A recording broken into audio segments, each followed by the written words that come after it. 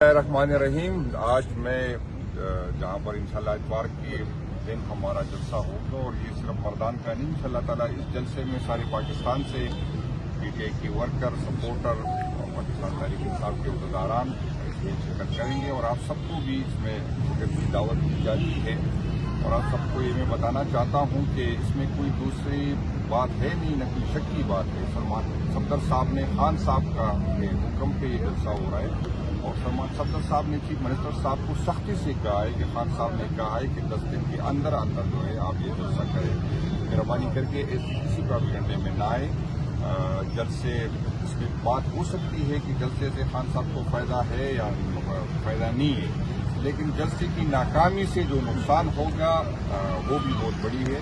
मुझे आपसे उम्मीद है कि इंशाअल्लाह ताला बहुत बड़ी तादाद में आप जलसे में शिरकत करेंगे और अपने इख्तिलाफात खैर है 2-3 दिन के लिए जो तनकीद की आदत पे हो रही है, खैर है 2-3 दिन के लिए इसको छोड़े।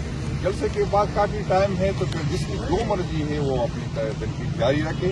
अब सिर्फ हमने जलसे पे फोकस करना है। इंशाअल्लाह ताला ये मतदान की तारीख का सबसे बड़ा जलसा होगा, किसी प्रोपेगेंडे और किसी बात में नहीं। खान साहब का हुक्म है और खान साहब के हुक्म पे चीफ मिनिस्टर साहब ने मर्दान का जो है मर्दान की तंजीम के ताउन से ये जलसा हो रहा है। और मैं मर्दान के MPs, MNAs तंजीम के जितने भी उहदेदारान हैं, जितनी रैंक से आपको ताज़ीम पेश करता हूँ कि आपने पिछले एक हफ्ते में जब से मर्दान में जलसा अनाउंस हुआ है आपने दिन रात मेहनत की और मैं सोशल मीडिया पे भी देख रहा हूँ।